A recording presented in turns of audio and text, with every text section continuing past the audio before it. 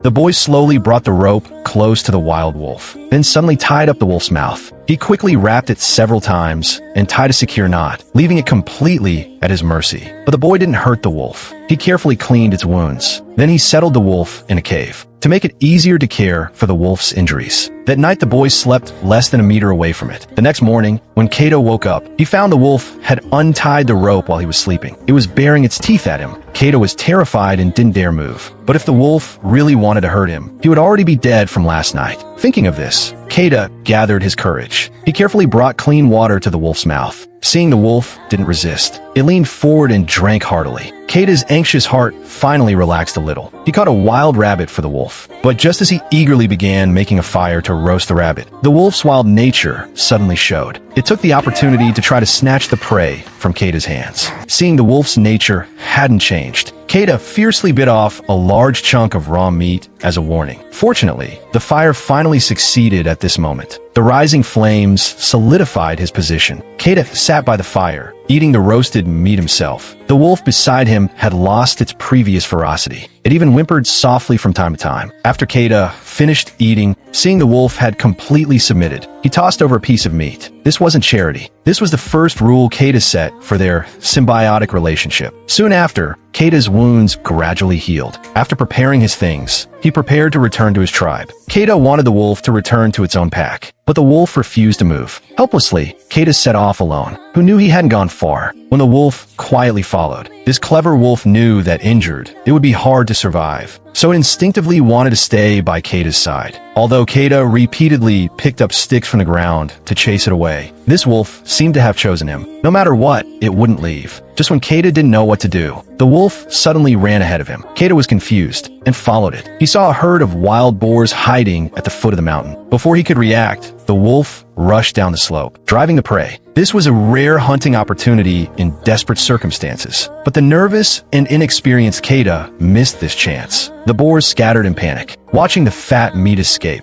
The wolf's eyes were full of helplessness. After that, every time Cato fed it, he would whistle. Through long practice, the wolf would come to Cato's side as soon as it heard the whistle. When a wolf is willing to be tamed, perhaps it has already opened its heart to humans. Since having Alpha's company, Cato no longer worried about food. One hunted, one cooked. They had hot food every meal. But that night, when the smoke from the roasted meat hadn't yet dispersed, hungry wolves followed the scent to find them. Cato immediately gripped his stick and prepared. He looked up. Behind the hungry wolf was the entire patrolling wolf pack.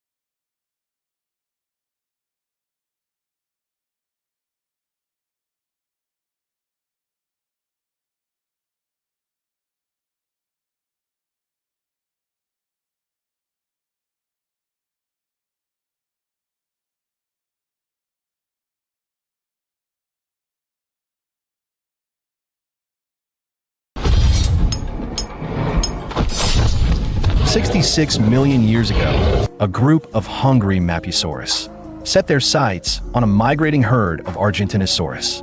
Even more fortunately for them, one Argentinosaurus had fallen behind the group, apparently due to old age and frailty, making an obvious target for an attack. After preparing themselves, the Mapusaurus launched their assault directly. The leader of the Argentinosaurus herd heard its companions' cries and came to help, but the Mapusaurus had already struck first. Under the Mapusaurus's siege, the elderly Argentinosaurus slowly collapsed, its life entering the final countdown.